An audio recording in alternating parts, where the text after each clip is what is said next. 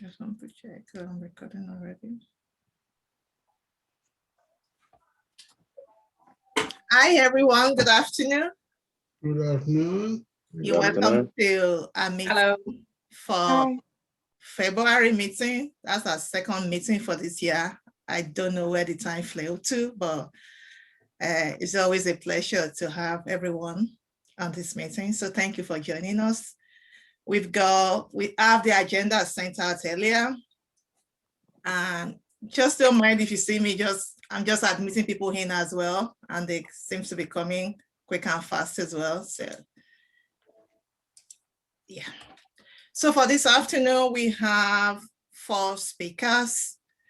And from what you can see in the agenda as well, we know this time is a very challenging time for us all, but we continue to do what we do in this network, which is to make sure we're supporting each other in every way we could. And that's what from the speakers we have this afternoon, we're gonna have the 4 speakers, which is gonna be Michelle Higgins from the infection control unit that will be speaking to us first. And after that, we're gonna have speakers from, just admitting people here now, from the staff health and well-being as well, because we want us to keep focus on our health and well-being at this moment, just for us not to forget, because that's the only way we could support people as well. If we're not looking after ourselves, how are we gonna be able to support others? And finally, we're gonna have Reverend Michael Mpandi, who is gonna be speaking to us about why it is important for us to have confidence in vaccination. And he's gonna be talking about fighting COVID with vaccination, as well with spiritual care. So I look forward to it.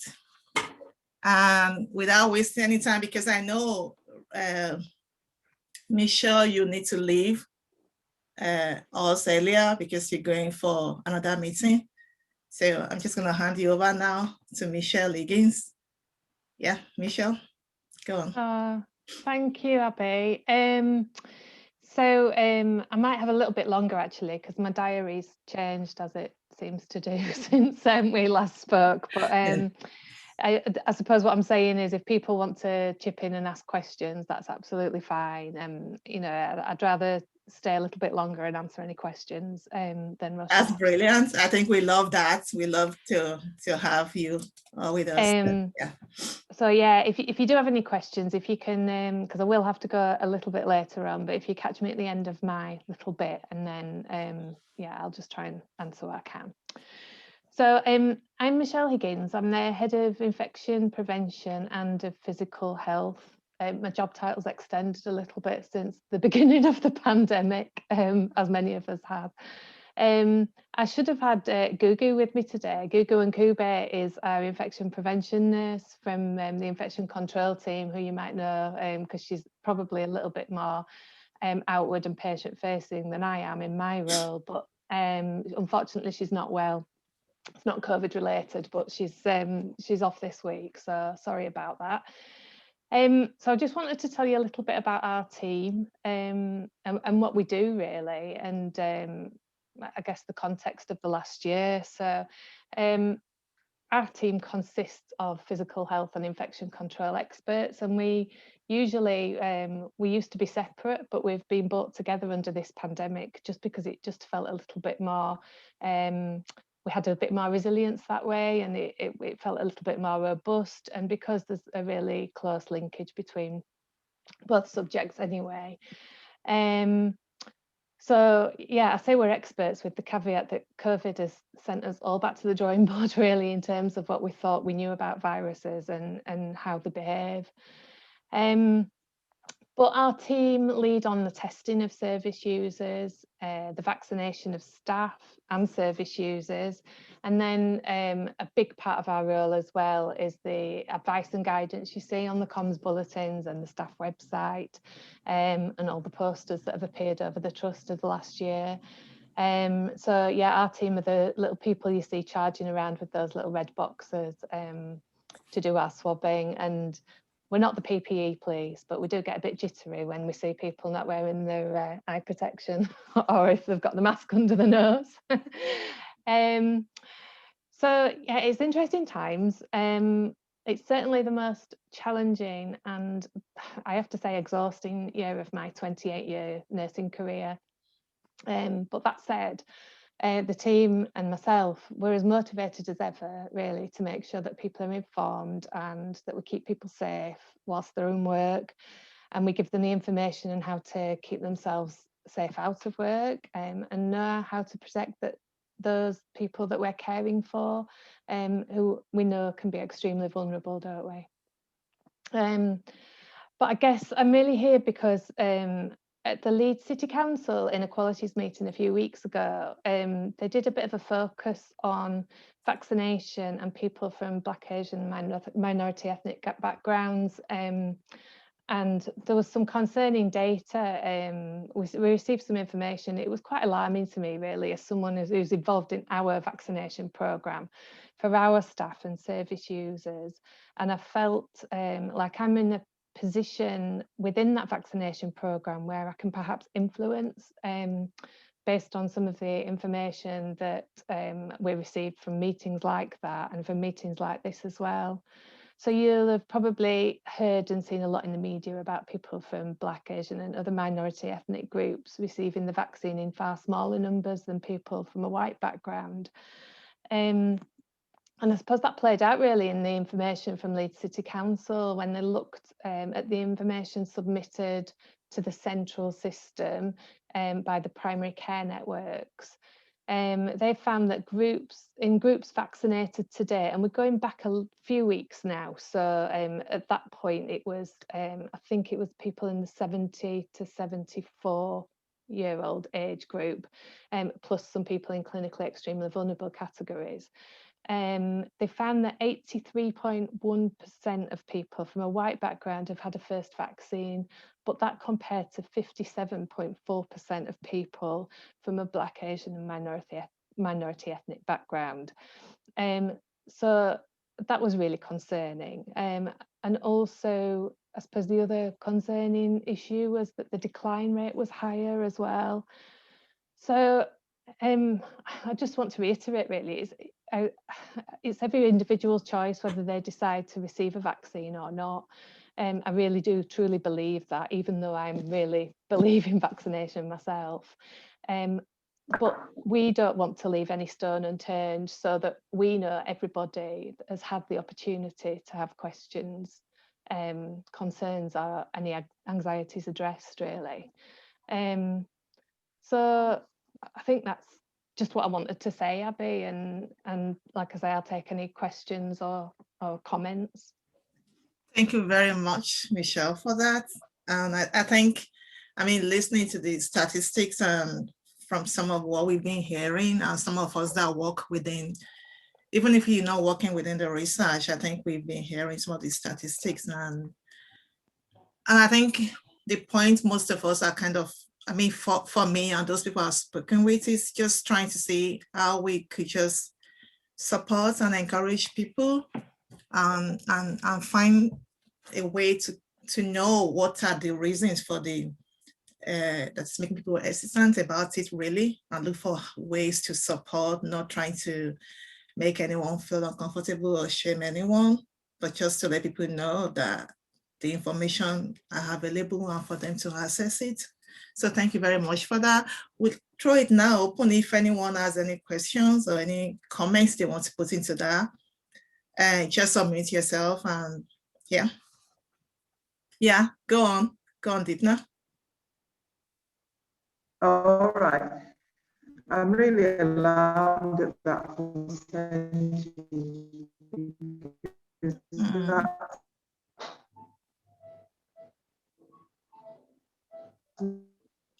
I think Deepna, we're having problem with your audio. Was that Leeds that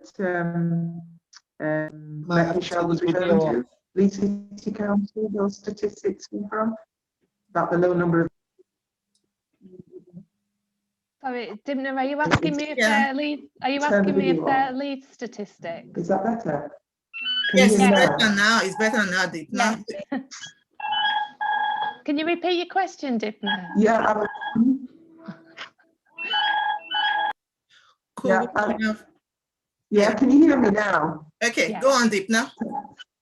Can you those statistics that Michelle you just gave is for Leeds, isn't it? Yes. Yeah. And did you say that it's 50-something% of VANE people over the age of 70? And can you just recap those statistics for me again, please? Yeah, I can. Let me get my piece of paper up. Hang on a minute. So it was 83.1% of people from a white background have had a first vaccine, and that was compared to 57.4 people from a Black, Asian and minority ethnic background. I will just sort of say that as you can imagine, the data is massive coming through from this. So I wouldn't want you to quote me on any of those statistics, because it's just one of those evolving pictures where, you know, that'll have been at a point on a particular day, and data may well have changed since then. But it's still alarming, isn't it? Because it's a really the disparity is obvious, isn't it? It is, yeah. Really surprising. Yeah, I know that Ruby's going to come on and talk about some more sort of the local picture afterwards, so she might be able to give you a clearer picture of what that means for us as an organisation. Okay, thank you. And I'll just say thanks so much for that, Deepna. I will say if any other person have any questions on that, just unmute yourself and go ahead and speak, because the screen is a bit big now. I can't see everyone. So in case anyone is raised, I can see Raj, you have your hands up. Yeah, go on. Yeah, hi. It's my first meeting here, but I was just going to say that I worked in Sheffield previously, and there's similar anxieties in the network there. And I guess it was a lot of what we were doing is sharing information so that people could make an informed, consented decision. And we found it really helpful to have with our chief pharmacist as well, who happened to be BAME, who came and joined the network, and we just did a lot of Q&A. Because there was a lot of anxieties. I mean, I've had the vaccine with this trust actually when one of my first days, and you know there were those anxieties around, oh, you know, what does this mean if I'm somebody of a childbearing age, and all those concerns and things that. So I suppose it's just that sense of encouraging people to discuss it and talk about it and share information, because you know there's a lot of anxiety around the system really. Yeah, and hello as well. Hello. And I think it's really true to say that. And so there was I don't know whether anybody managed to either attend from here or has seen it since. There's Nicholas Anderson chaired a Q&A session. It's on comms actually, on the latest comms bulletin from yesterday. There's a link to it. It's a 45-minute session with some slides and kind of key facts, and then there's a bit of a question and answer session at the end.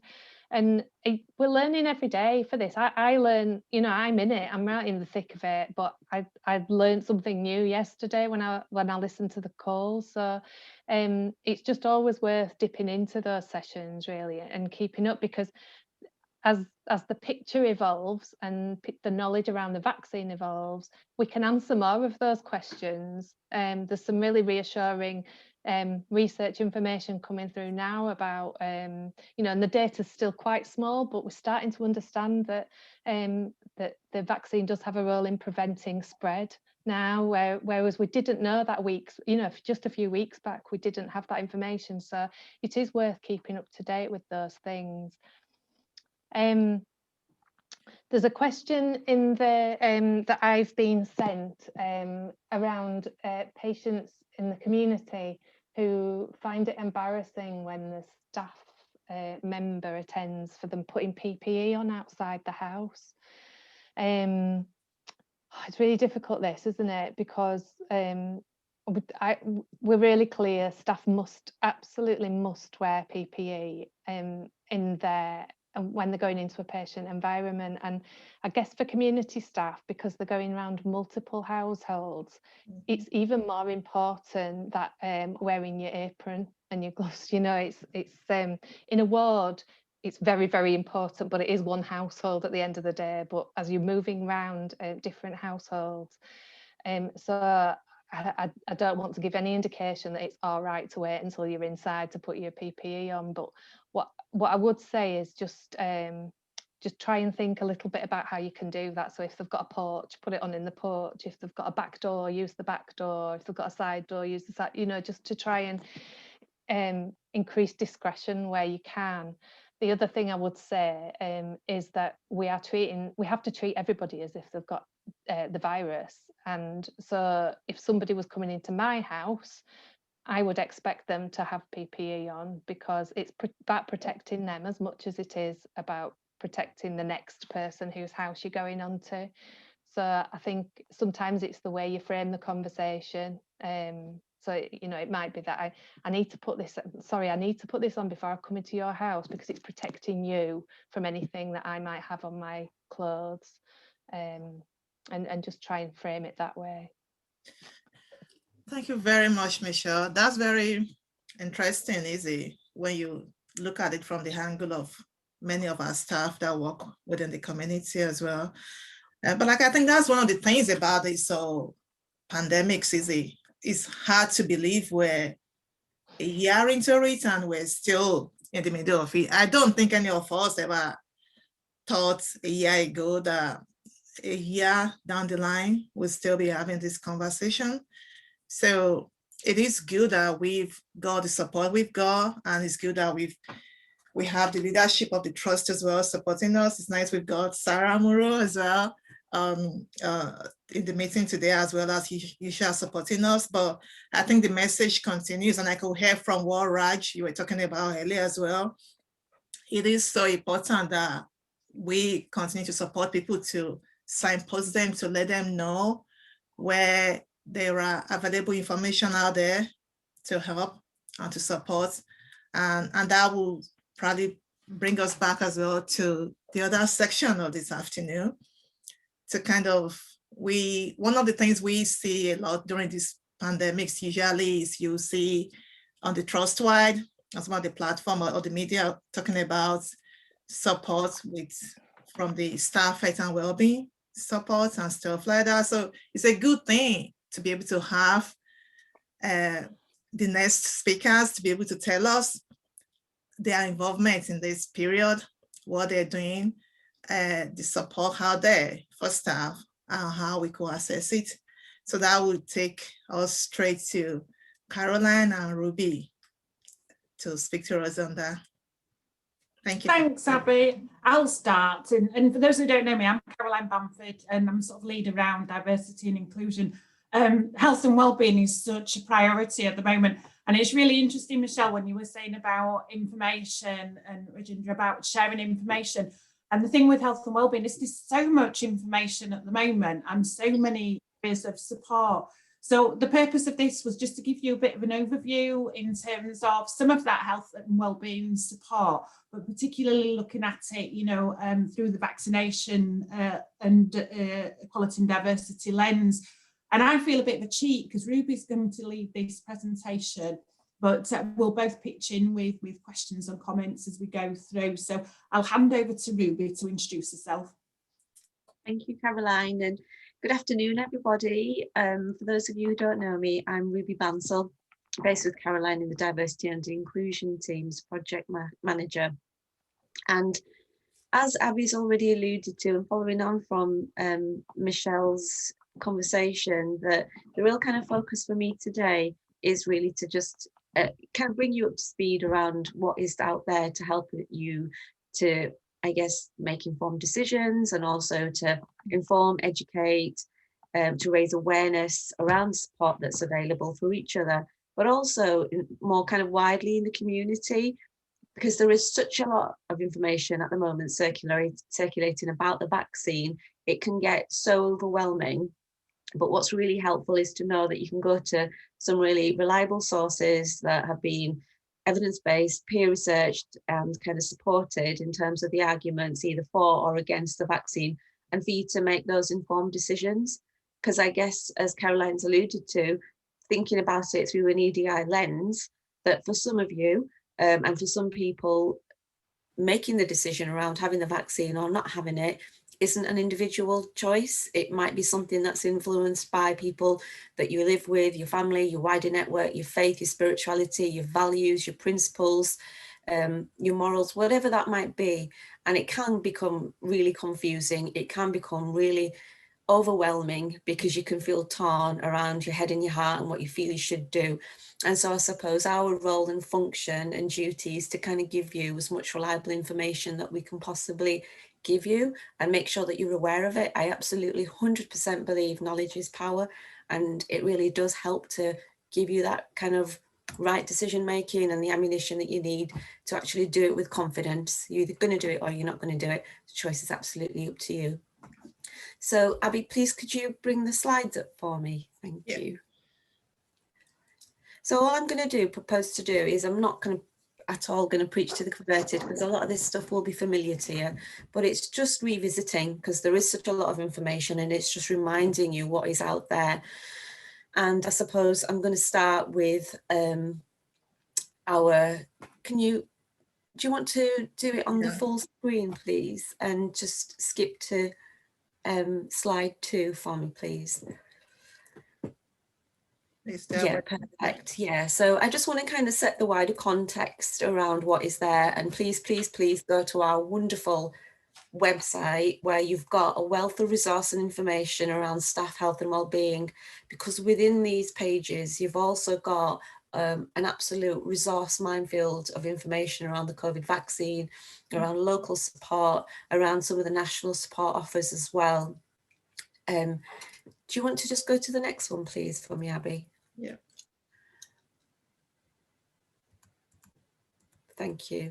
So yeah, in terms of the kind of general health and well-being that we do have within the organisation, I suppose what I really want to kind of hone in on is that you'll see that on that kind of main page, there's an information pack that is updated regularly, and it provides a range of kind of guidance around looking after yourself. And I guess to be able to make those informed decisions, you've got to make sure that you're at a level where your basic needs are not being neglected. So your sleep, nutrition, your exercise, your peer support, having a strong network around you is really going to help you to make a decision basically around what you want to do. And it's kind of more the general health, safety and well-being around PPE, food and drinks access, and welfare contact for people who are working in isolation or remotely or shielding. So it's some of the basics there around this information pack. And obviously within that, we've got information around physical health support. Joe Loftus, our trust physio, has put together some great exercise videos and guides and tips around alleviating aches and pains when you're working from home, and kind of like some of the support that you can get around referral to be able to have an assessment and put any adjustments in place as well. So the real kind of physical support aspect there is highlighted. Along with that, I kind of just want to mention that we do have our employee assistance program through Health Assured, and our occupational health line also has a dedicated COVID helpline. Within that, there is support around kind of culturally specific advice that you might want around the vaccine that you can access through the COVID helpline via occupational health. But in terms of, for example, Health Assured, do you want to just go to the next slide, please, for me, Abby? Yep. And again, I might need you to jump back afterwards. Okay. Thank you. Yeah, so just in terms of some of the local support as well, that I just wanted to kind of mention, you'll all have, heard Health Assured quite a lot in terms of a support package, but it's just really useful to know what they do offer. can sometimes be overlooked, because when we think about employee assistance, we often think about, you know, counselling and telephone advice, but actually they're a really good resource around more wider family issues, difficulties that you might be having. You know, there's support on there for kind of alcohol or drug related or substance uses and gambling issues. There's actually consumer advice that you can access through Health Assured as well, and kind of more kind of direct relationship advice, childcare issues, especially with homeschooling, and kind of trying to work around juggling your day job as well as parenting a homeschooling child. There's advice around and support around domestic abuse, around, as I've mentioned, financial information, and any kind of housing and legal kind of concerns that are creating stress, anxiety, depression that you really want to be able to speak to somebody about. And it is a 24/7 confidential support service that you can access.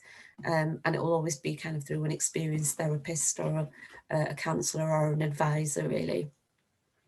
They do have an app, and that's in terms of the slide there, you'll see there's an access code. So these slides will obviously be shared with you all. So it's just really brilliant to be able to download the app if you've got a smartphone, and to be able to access and see the wealth of support and information that's there, and it's at the end of your fingertips then.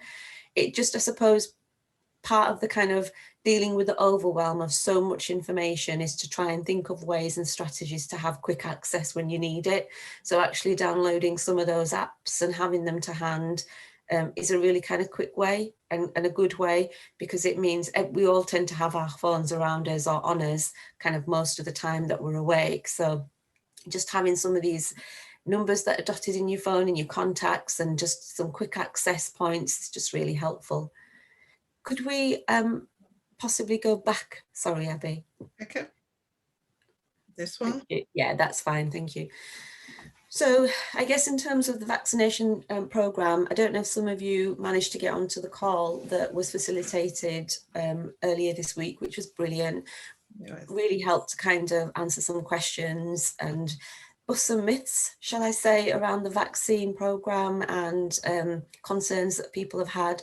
And I absolutely want to say that I feel that our pharmacy, I mentioned this to Caroline before, team, are probably one of our unsung heroes as well, because in terms of the coronavirus email that's on there, where anybody, if you've got any concerns or queries that you want to raise but feel that you don't want to raise it with your manager, for instance, you can email them directly, and these picked up by our central communications team, who then will either, if they can, answer them directly themselves, or they'll pass them on to, for example, our infection control team or our pharmacy team, if they are specifically around, for example, having the vaccine versus medications that might be on, or if I'm classed as extremely vulnerable and I've got any concerns, or anything else really that you've got concerns around that you know, are from that kind of very medical model level. There's some great resources there, and they will come back to you with some brilliant answers and responses, and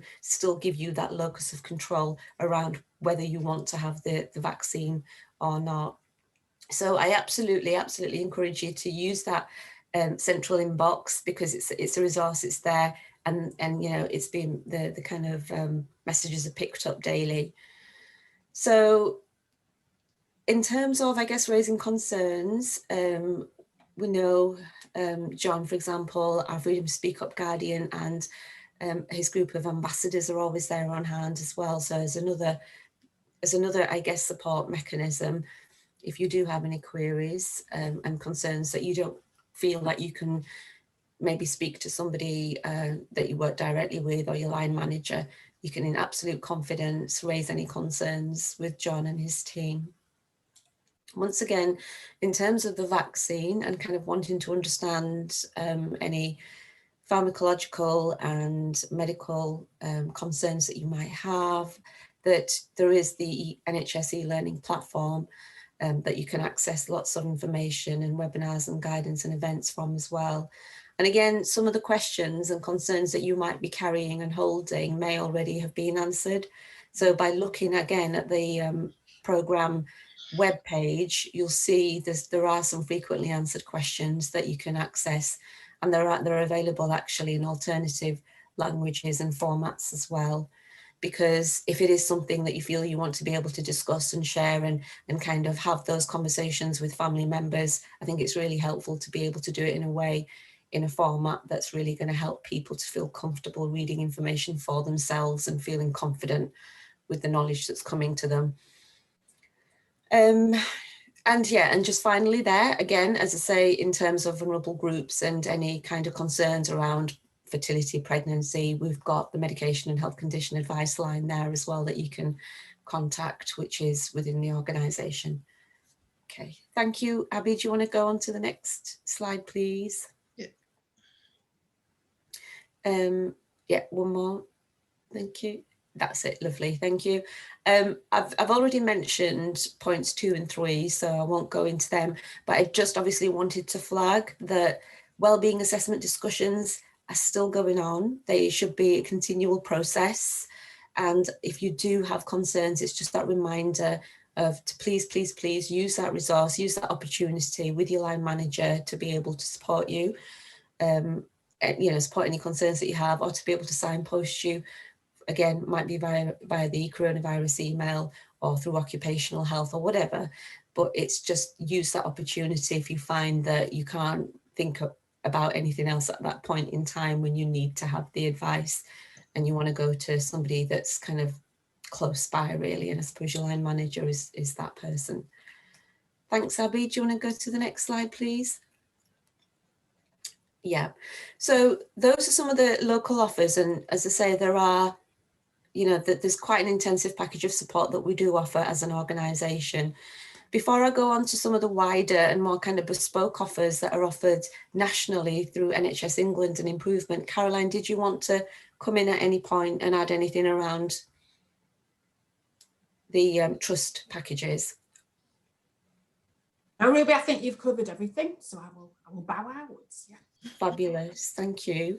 So we've been working alongside NHS E&I, and they have put together an absolutely fantastic package of support nationally for our NHS staff, which is really commendable and just absolutely amazing. And I just want to, really shine a torch on some of those as well as part of the information that we send out and what I talk about today. Hot off the press, I suppose, the top one there, that you might be aware that some NHS E&I have commissioned some intercultural counselling that's going to be available in a range of languages to NHS staff as therapy, really. So that's really, really fantastic news that we've got that particular resource secured. It is time limited. And it's basically a pilot that they're running, and it allows, it's targeting, I guess, nursing staff predominantly, whose first language isn't English. So staff will be offered, for example, a virtual assessment, and then you'll get up to maybe 8 virtual sessions that'll be held either through Zoom or through your phone.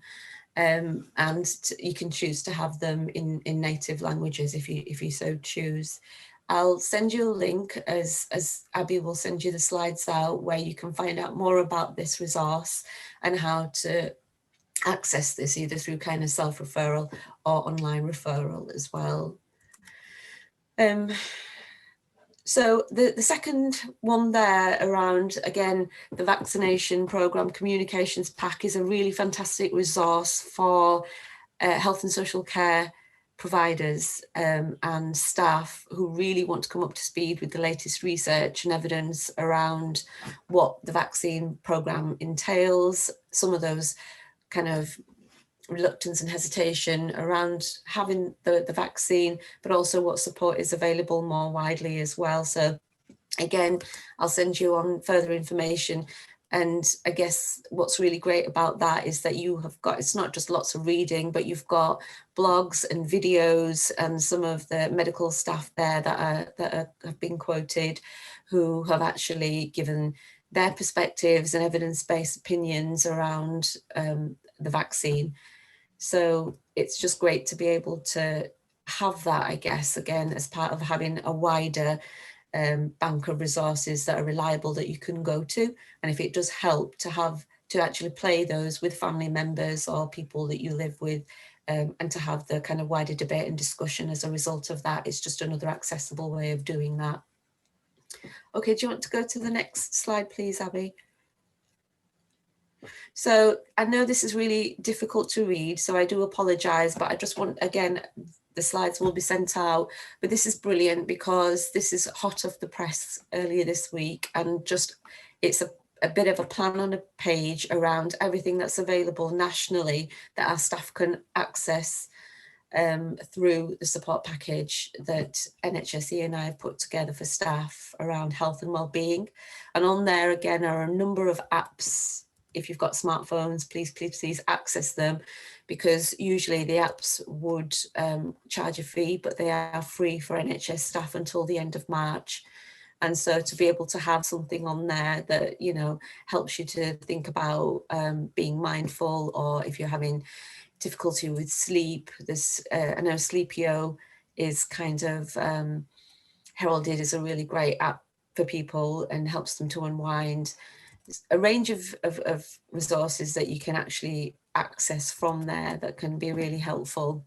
Things around movement, things around parenting children at home.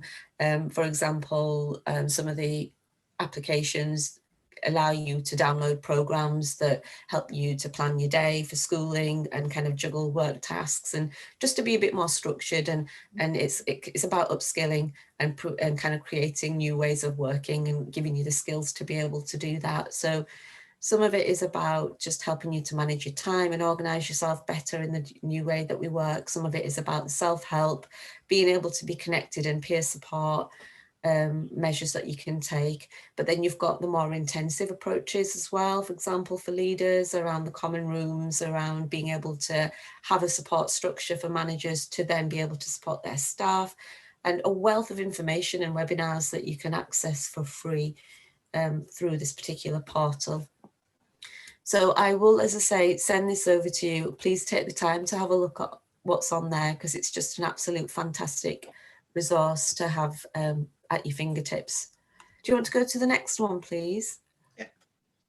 Thank you. And I suppose more locally, you'll be aware that, for example, a number of information leaflets have been exchanged around our public health team locally in Leeds are putting together a number of sessions. For example, I know that there was one earlier that Black Health Initiative ran earlier this week, and that there is another one coming up on the 20th of February in the afternoon. I think it's 2 till 3, where health professionals from Leeds are running a kind of Facebook live session that are going to talk about the COVID vaccine. So there's one for your diary there, and that's going to be facilitated by a panel of doctors that are based in Leeds and a consultant from public health, and really helps you to, you know, talk again, people to kind of exchange ideas and questions that you might have that you can then actually, the doctors will try and answer whilst they're on the session live. So it'd be really great, because it just again helps to put more knowledge in your backpack to help inform decision making, not just for yourselves, but for, again, family members as well. So again, I'm going to send the links around, encourage you to look at the Public Health Education, Public Health England website. The Leeds CCG website is brilliant, because it's also got an absolute wealth of translated information on there and useful resources for having conversations and starting conversations with family members too. The local authority coronavirus campaigns, again, different types of translated information on there about the vaccine, what it entails, side effects, and some of the kind of concerns that people are discussing currently as well. And a kind of more recent one, the COVID vaccine communication handbook is a really good one from the King's Fund as well, for those of you who want to kind of absolutely get up to speed with everything that's going on around research in this area. And I suppose it's always good to have some of these, I suppose, as arguments or as facts, shall I say, rather than arguments, if you do come across people that are close to you or people that you're concerned about who have got concerns about the vaccine. So I know, for example, around infertility, there seems to be quite a concern, but there's a really brilliant report and research paper in there that's being published by the Royal College of Obstetricians and Gynecologists about separating out the facts from the fiction and the misinformation around the vaccine and infertility. So it's good to kind of get yourself up to speed, and so that you feel that you're well informed to have a discussion with someone who might be challenging you about that, really. I think that's it. If you want to, yep, that's it. Thank you very much. So that was a very quick whistle-stop tour. So I apologise that I kind of fired through that really quickly. But yeah, just there's a lot of information. So much, Ruby, for that. I think there, like you said, there is a lot of information there, easy. And it's good that we're going to be able to share the slide with people. I think it's just good to know that we've got all these resources out there, and many of it, like, we're so busy as well that we don't even access them. So it's good to be able to have you and Caroline signpost us to that and let us know some of these things are actually out there to help us to make informed decision, and as much as possible as well to just know that the support is there to look after our health and well-being. Absolutely. And I know I'm conscious that our time is really going, but all the sessions are very important, but we know the health and well-being section is just up there in one of our priorities. So we're going to allow time for questions. I can see John, you're raising your hand there. Yeah. Go ahead, John. Sorry, I was just picking up on Farai's question. I know it's been answered by Magera, but I'm vaccinating tomorrow at Thackeray, and spend a lot of time talking to people before giving the vaccine. And if anybody wanted to see the ampule, or I could get the packaging from the pharmacist, because it's upstairs, certainly at the Mount, and it's just across the corridor when I'm at Thackeray. So anything that we can do to give assurance, that's what we could do. Even to the point of Farai's asked the question, if Farai wanted to be there when I drew the medication up, the vaccine up, it's absolutely Thanks, fine. John. It's not only my question. I've heard loads of PMA staff asking the question. We did not see where the medication, where the vaccine was coming from. All we saw is an arm filled and then jabbed. Some were asking that no one explained whether it was Pfizer or it was the other one, and why there was no explanation. I've come to have my jab, but there's no much information given. And especially that they don't see where it's coming from. You know, when we used to do depots, we used to show the patient, look, I'm withdrawing, and the date, expiry date, and so forth. But that is not happening with the vaccines. It's already prepared, it's already in the tray, and then you sit down and then you get it, but you don't know what you're getting. You know, with people a bit worried about having the jabs, I think it's raising anxiety. Okay, well, the new group prescription, I'm sorry, I forget the letters, but the group prescription now, when I was vaccinating last Friday, I had the ampule with me. I drew the ampule, just the same as giving a depot for I. So the way things have, the way that we're giving out the vaccines now has changed. So the person giving out the vaccine has the ampule with them and can draw the vaccine with you while you're there. Can show you the ampule. And if you want, as I've said, if you wanted, I could just walk to the pharmacist and get the box. Sorry to raise it, because I've had loads of people asking me, discussing this. It's not only me. I queried it as well, but for whatever reasons, I've had loads of people saying, oh, the other thing is we don't see what is coming. People are already worried. Okay. I had an information leaflet about the side effects, which had I took the AstraZeneca one, and I think I had that beforehand. Yep, that one, Andrew. Yeah, that one, I had that with me. It was a long one. Can't say I remember all of it. We can read the information everywhere anyway, but it's actually knowing where it's coming from, where the vaccine is coming from. You know, when drawing, it's already withdrawn, it's sitting there waiting for you, but I don't know what it is. Not me, but everyone just wonder what is that in that syringe? Is that the actual one? Is that the vaccine? Is that water? I had someone saying, what if it was water? How do I know if I'm injected the right So I think that's because when it first was given by the Mount, it was under a patient-specific direction, and so the medics had to do all the consenting, and they wanted to break up who's supplying the vaccine, who's drawing up the injections, and they had them all prepped ready. So as patients came in, as colleagues came in, they could just administer. And so yeah, in that case, you didn't get to see the ampule, and it's a shame that this wasn't fed back earlier. We could have helped to allay a lot of people's anxieties about it, and so then they were discarding the ampules once they'd drawn up and prepped the doses, whereas now it's a patient group direction. It's the vaccinator who draws it up, and they have the ampule in whichever pod they are in, so you'll be able to see the ampule and everything. I don't know whether that thank you very much. Yeah, I didn't have mine at the Mount. I have mine at the Thackeray, but still, it's the same thing happened. So it's not. Yeah, only I think the Thackeray. Yeah, I think the Thackeray works in that way because it's a Pfizer one, and I think because they had all the consultants consenting everyone, didn't they, and signing the prescription, and then you went into a pod and you got one of the medics or the student medics or the lower grade medics administering it. So if behind the scene you could see someone drawing it up, but yeah, I think no, that's, I'm not sure whether it's changed now.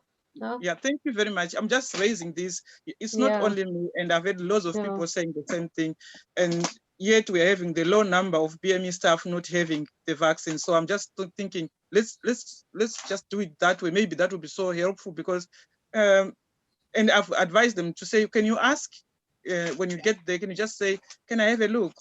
I don't know whether it's advisable or not, but I've always given them that advice. But that's what I'm getting is those are the things that I'm receiving.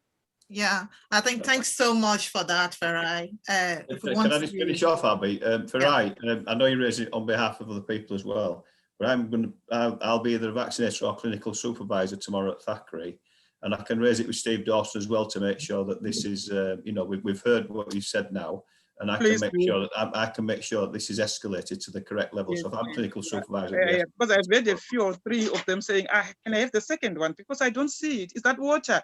Because there's this things going around. If you see my blog, that was true. It's going around. I'm trying my best to say, no, let's go and do it. But is that water? What if it's not the right thing? What if it's not? What if it's something else? You know what I'm trying to say? And yeah, I agree, Farai. So I will raise it. Yes. Thanks, John, for saying you're going to escalate that. But like I think, just like what you were saying, Farai, people already have their suspicions about these things anyway, and people are already anxious. So I think that level of just to be able to know what it is and the transparency will go a long way as well to help. So hopefully with it being escalated, there will be some solution along that line. Thanks so much for that. Now we're going to in case anyone still have any questions along that line, or what's being said from Ruby, we could hopefully we'll be able to take it at the end of the session. We're going to be going to the last session of the meeting now, which is going to be our last speaker, who is going to be speaking to us about why the need for us to have confidence in the vaccination and fighting COVID-19 with vaccination and spiritual care. So I'm going to just invite Father Reverend Michael Mpandi. Abby, thank you very much. I'm going to share the screen to use. I have a PowerPoint presentation, if that is all right. Yeah.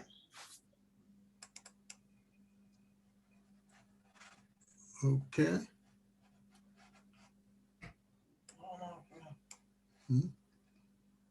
Yeah, that's fine.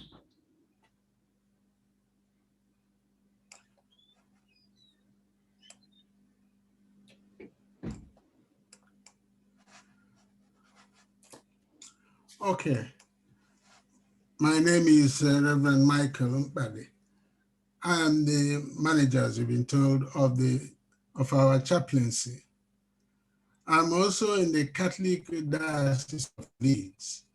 I was also appointed as the chaplain for Africans and Caribbean communities by the Bishop of Leeds from the day of my ordination in 2001.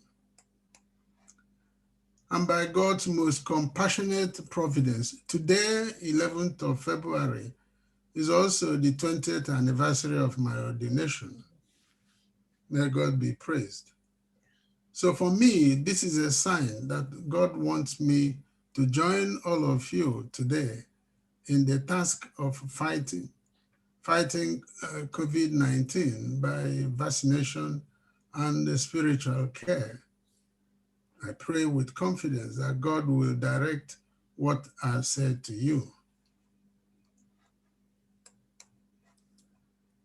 I'm honored to be invited by the Workforce Race Equality Network to give an honest perspective on the problem of vaccine hesitancy that is more present among the BAME community, to which I am kindly gifted by God to belong.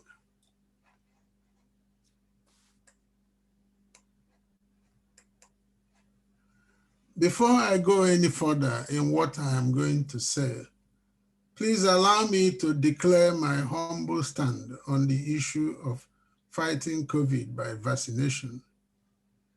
I am delighted to announce that I had my first dose of Pfizer vaccine on the 7th of January this year at Thackeray Museum.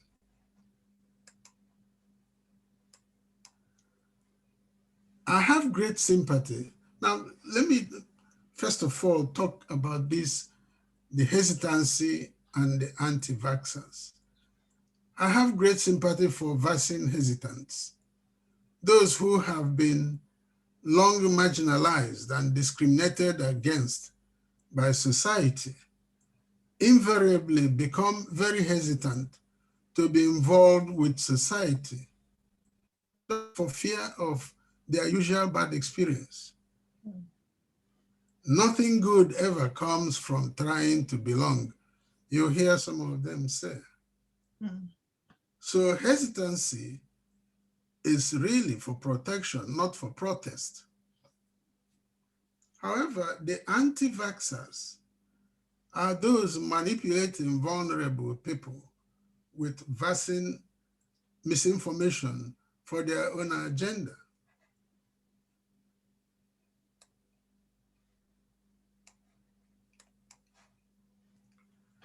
Some members of BAME community, especially those within my chaplaincy, within the Leeds Diocese, may want to ask me the following questions.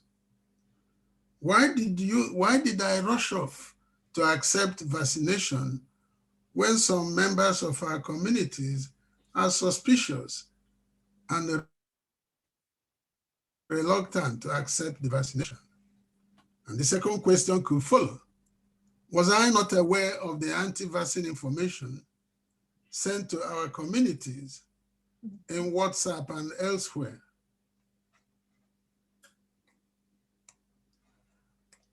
And I'm going to answer this way. My contribution today, I decided to share my own experience rather than tell you, prescribe to you what you should do or not do. I will share my own experience, and perhaps that may help some people to overcome their hesitancy. Yes, I was aware of the many anti-vaccine information circulating in the media. I will share with you how I overcome the influence of the messages, A, by personal knowledge, and B, by my spiritual awareness.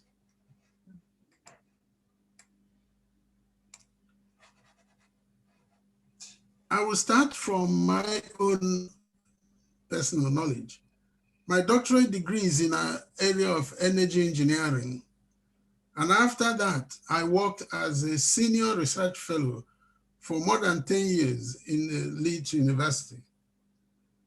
So I followed and understood to a sufficient extent scientific reports and peer comments on COVID-19 vaccine research in a way that helped me to debunk many of the outlandish claims of the anti-vaxxers.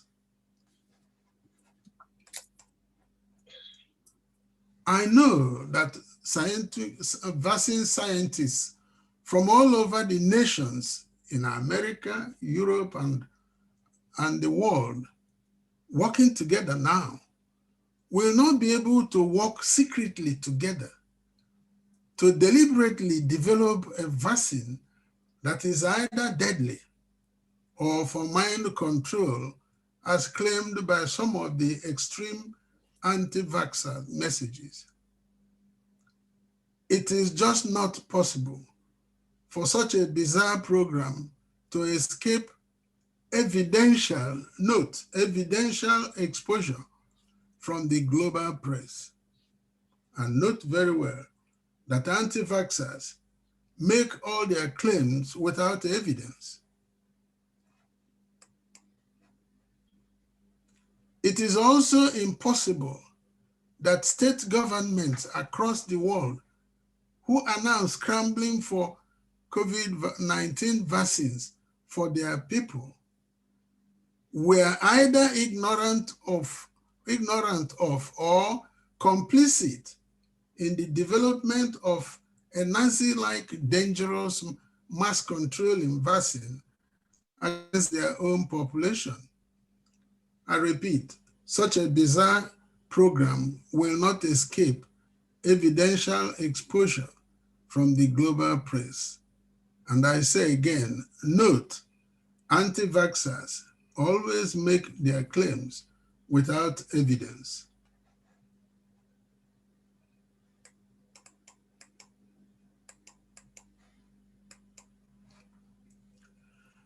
Will now refer to my own spiritual awareness.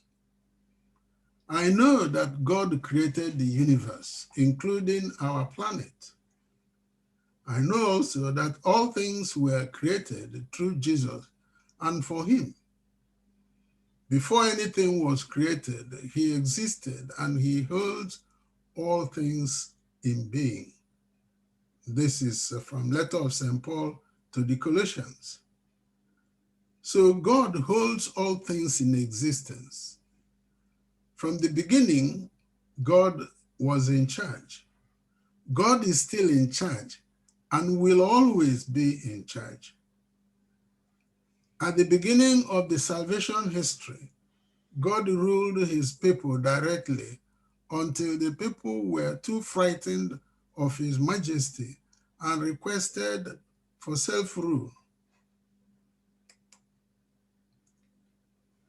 God has given freedom to human beings over their lives and over the planet. All rulers on earth hold their authority on behalf of God. You can find this in the book of Daniel or in the Gospel of Matthew. So, obedience to governments and authorities, except in sinful matters, is actually obedience to God. All good things, including our scientific discoveries, come from God, who is the author of all the laws and science of the universe.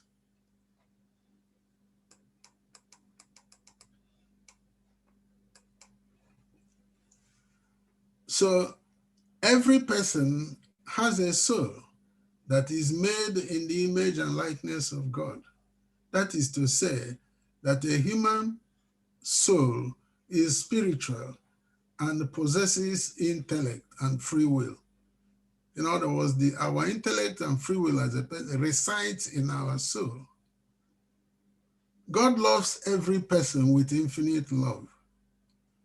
Our challenging experience on earth is necessary for our pilgrimage to heaven. Yet, God is so compassionate that he offers us help to all those who accept him and obey his commandments.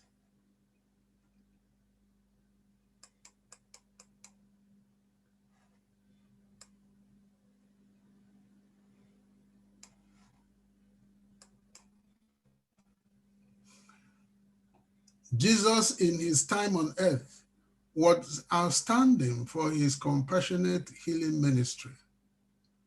Before he went back to heaven, he said to his apostles, "These are the signs that will be associated with believers.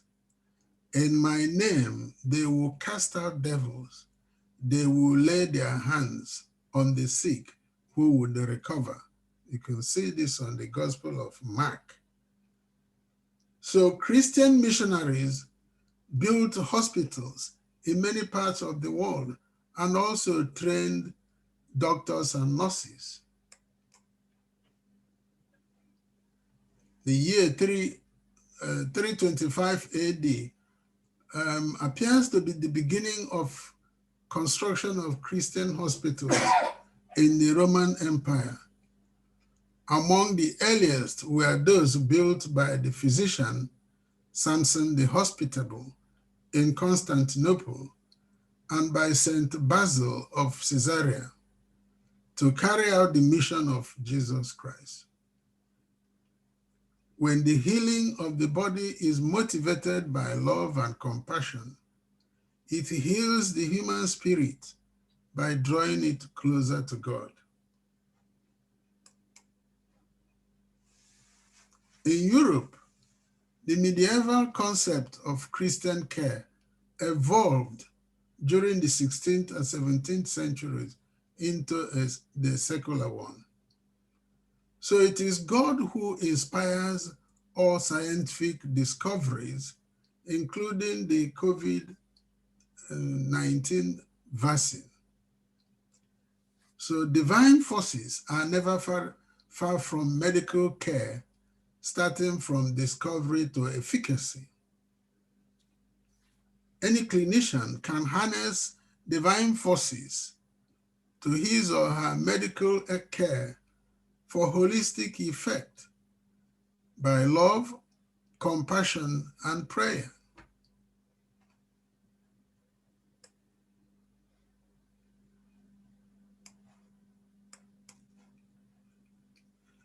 In the spirit world, there are only two camps: God's camp and the devil's camp. Those who are in God's camp by obeying God's commandments experience peace in their spirit. Our heart is restless until it rests in God, said by St. Augustine of Hippo. So a peaceful spirit helps the body to heal.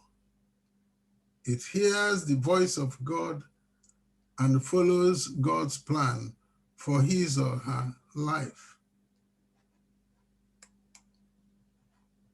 Those who are not in God's camp cannot have peace. They have unrelenting restlessness, unable or unwilling to recognize the truth when they see it. The duty of the chaplain, among other things, is to compassionately escort a client who requests for it into God's camp to achieve peace in his or her soul.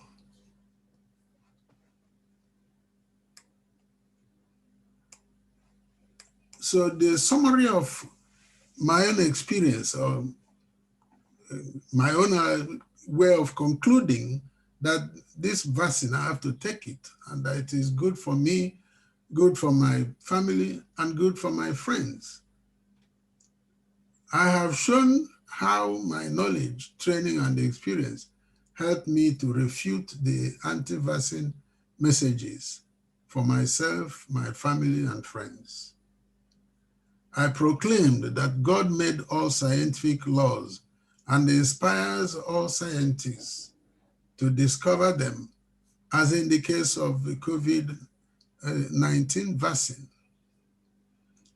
I have also shown how the healing of the sick on a hospital level grew from the mandate for evangelization of the world given by Jesus to his apostles. So healing of the soul and or mind by peace should follow the healing of the body in order to increase efficacy. And so in conclusion, with the total death from COVID-19 in the UK standing at 113,850 on the 9th of February this year, I am strongly advising everyone, especially my BAME people, to accept vaccination without delay. I plead with you to get into God's camp without delay by reconciling with him if you are not there already. Thank you very much. I will stop sharing and wait for any questions if there is or comments. Thank you very much, Abby. Thank you very much, Father, for that presentation. Thank you so much. It's so amazing when we hear how you come to the conclusion of your own decision through your training, your knowledge, your experience, and from your spiritual awareness. And this is one of the things we are trying to do within the network to make sure that we're having an holistic approach to this. And one of the plan, what we're trying to work towards is to ensure that we bring in our community leaders, the spiritual leaders, the faith leaders. And we're hoping in the coming meetings, we'll be able to have some of the imam from our mosque and other religion as well, where we have representation from them coming around to kind of encourage us from the spiritual angle as well. And just like from their experience and knowledge, why we should have confidence in this vaccination. So that was really, really interesting. And I think it's very interesting. One of the things that really interests me, I will allow people to ask their questions now, is to see the way you've kind of made that distinction between vaccine hesitant and anti-vax.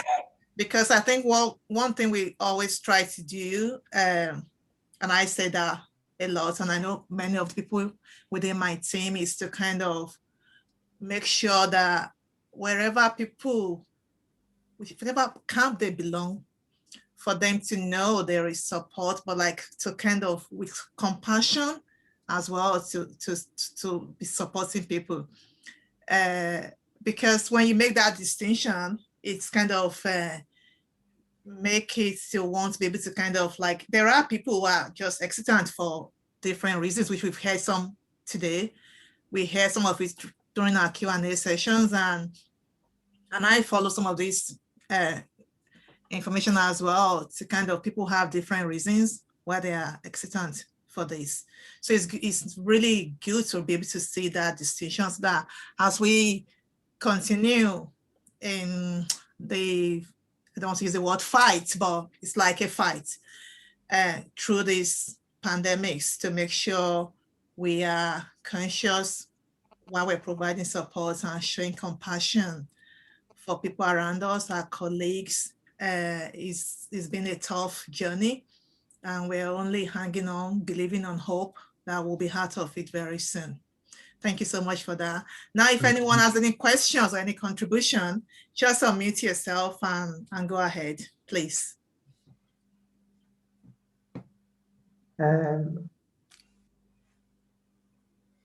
Yeah, go ahead, Deepna. Abby, can you hear me? Yes, we can hear you. Yeah, we can hear you. Sorry, I'm using a tablet on the ward and I'm not familiar with it, so that's okay.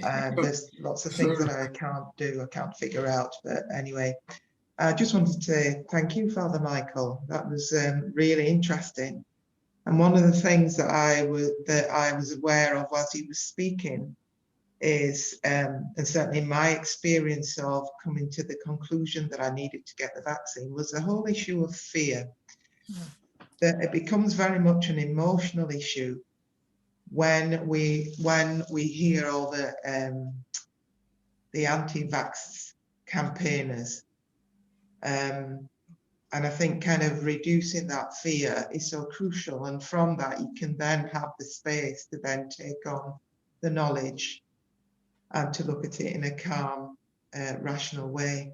And certainly I found Health Assured, just going back to some of the resources that Ruby was talking about, I found Health Assured really useful in just having a reflective space with someone who was not, impartial, that you could talk through some of these challenges.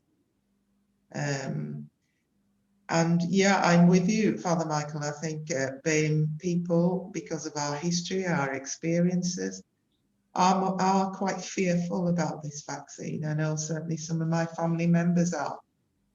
And I liked what you said about it's about protection. And in crisis, in times of challenge, then people go to what they know, which is to retreat and to protect themselves. So just really interesting the way that you presented that. And it's so important for us to get the right knowledge and right information so we can make informed decisions. I think we've been saying that all along. Thank you. Thank you. Thank you very much. Daphne, can I just follow up by saying, if there's anybody who wants to talk to me about my own experience, about how I came to the conclusion that it is safe to vaccine, please ask the person to contact me. I'll be quite happy to talk to any member of our BEM community on this matter. That's why I'm here. That's why I'm doing this program. That's why I'm sharing my own experience, so that it's not about lecturing, it's about sharing my own way, the way I came to the conclusion that it was good and safe to vaccinate. Thank you, Deepna. Thank you, Father. Yeah, any other person, anyone, if you have any contribution or questions, just unmute yourself and go ahead. Yeah. I wouldn't see anyone if anyone is raising their hand because I don't have the overview.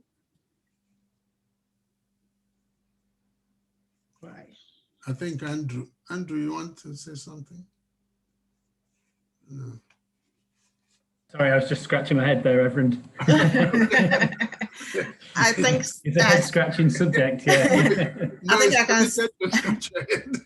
I can see Sarah. I can see your hand. Yeah, go ahead, please. Yeah, so it was a phrase that you used, Father Michael, because in a lot of meetings I'm in, whether it's in Leeds or it's West Yorkshire, and a real concern of people that aren't coming forward for the vaccine, and it really comes from that place of wanting everybody to be protected and not lose any more lives or anybody experience any more harm from COVID, because people have suffered enough. And so the vaccine hesitancy gets used as a phrase, but that's the first time I've ever come across that description of hesitancy being for protection, not protest. And that is a really important, for me in my own mind, just reframing it in a very different way. So thank you. And I think that understanding is something that I'll certainly carry with me in some of the other conversations that we've had, because it does trigger a different response of trying to understand that hesitancy from a very different place. So thank you. Thank you. Thank you very much.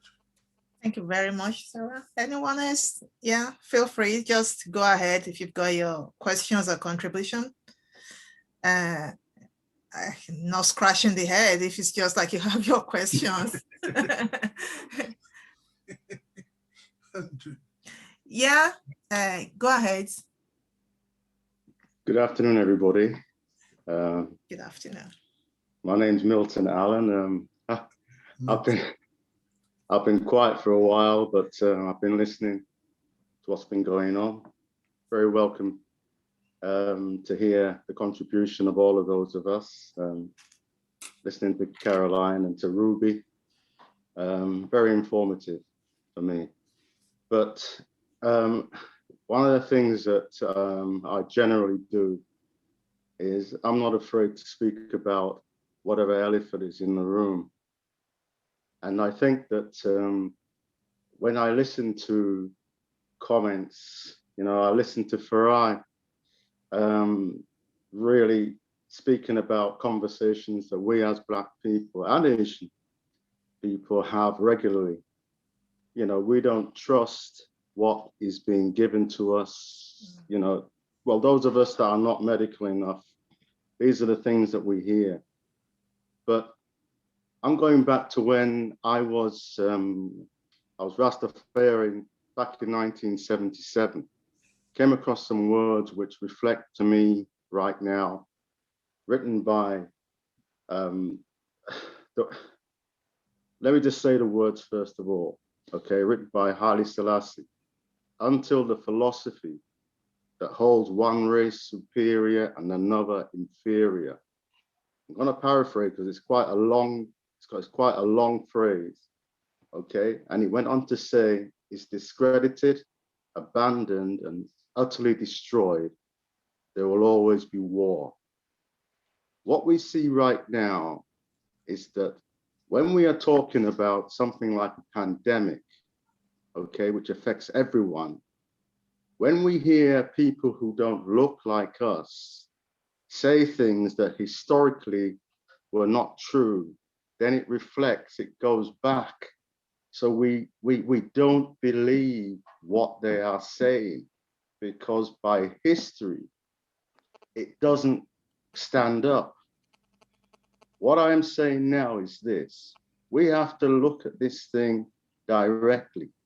This is something that has no discrimination of background, color, or anything.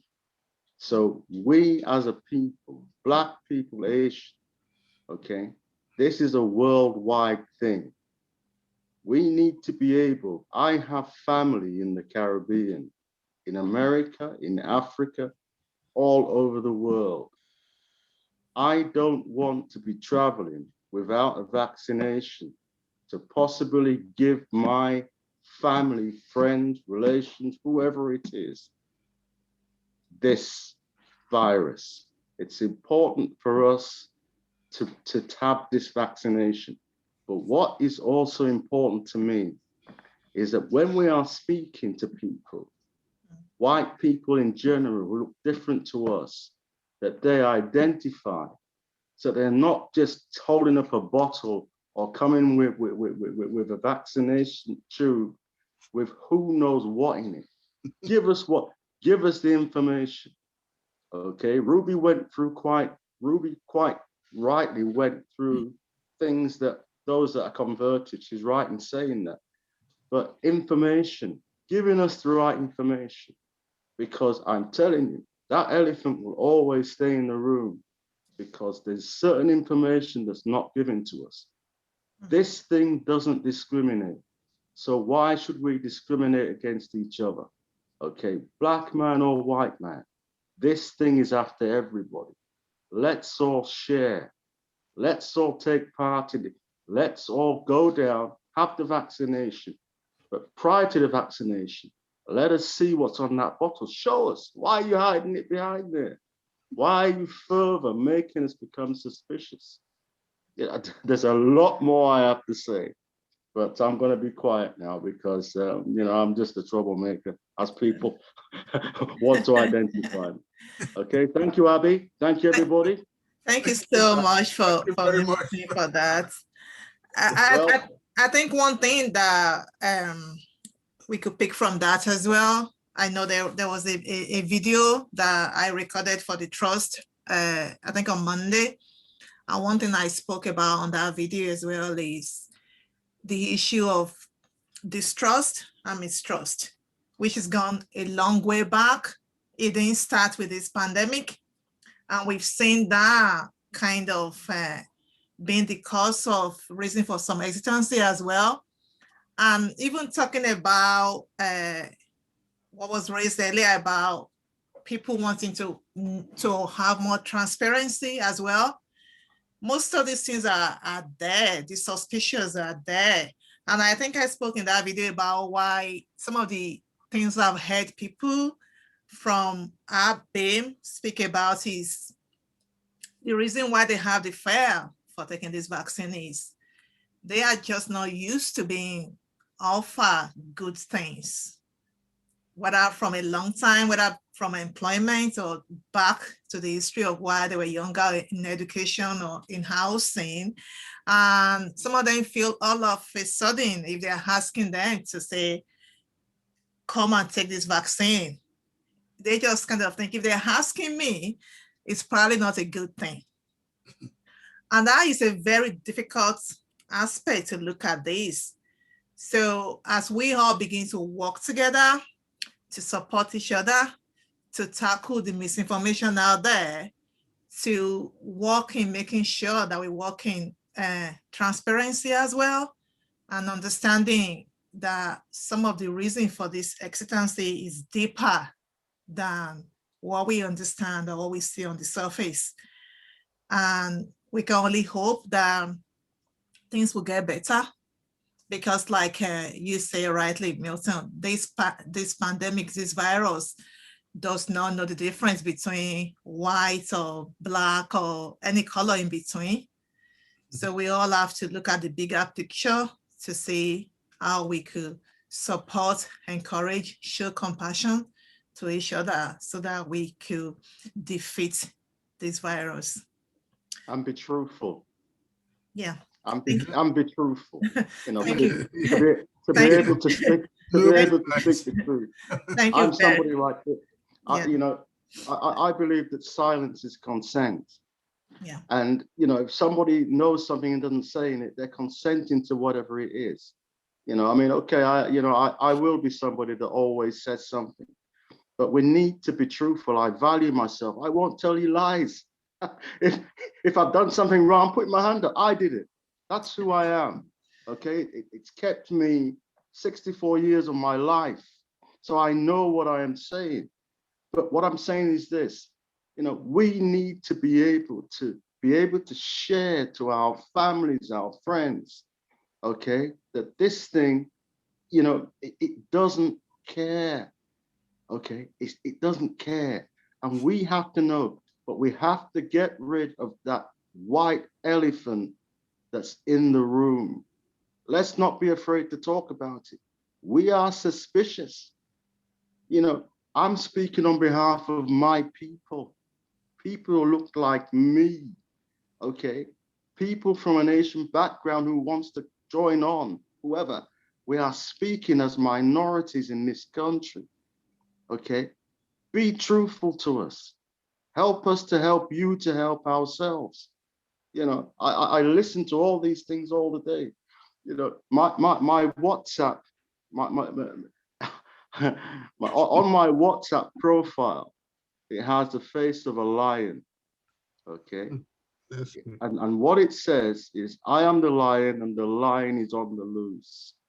We have to tackle this pandemic together. Can't do it on our own, but we need the truth. I don't know. I had my vaccination a couple of weeks ago. I don't know if someone's put water in my arm. I just don't know. I've got no idea. But at least I know that I'll be dying for the truth rather than out of ignorance. Okay, that's me. I'm out of here now. Thank you very much.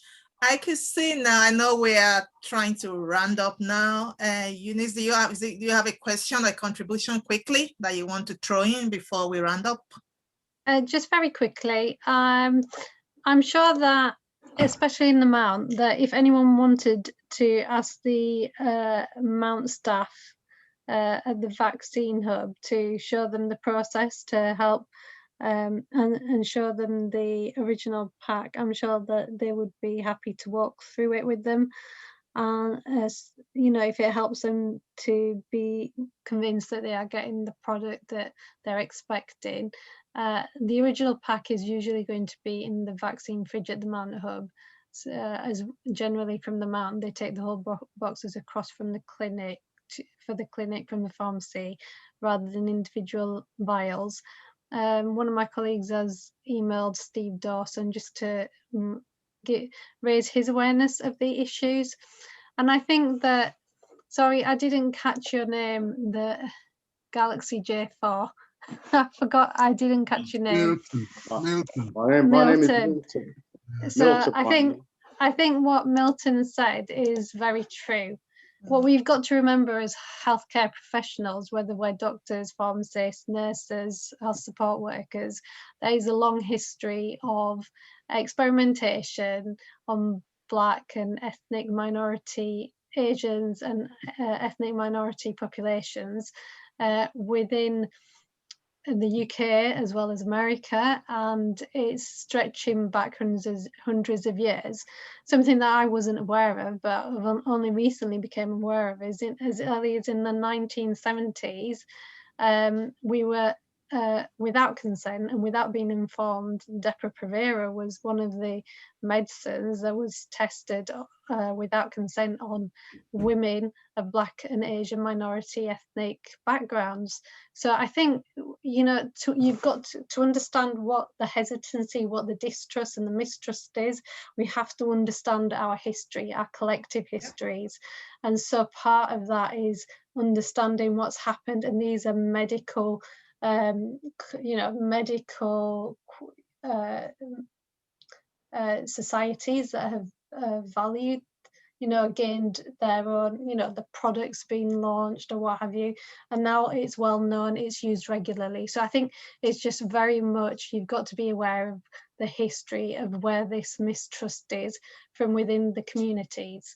I mean, you know, a lot of scientific advancements have come from the cells of Henrietta Lacks in cancer and things, you know, and these things we don't know about because these are not widely discussed within the medical literature unless, you know, you've actively looked for, you've accidentally come across this.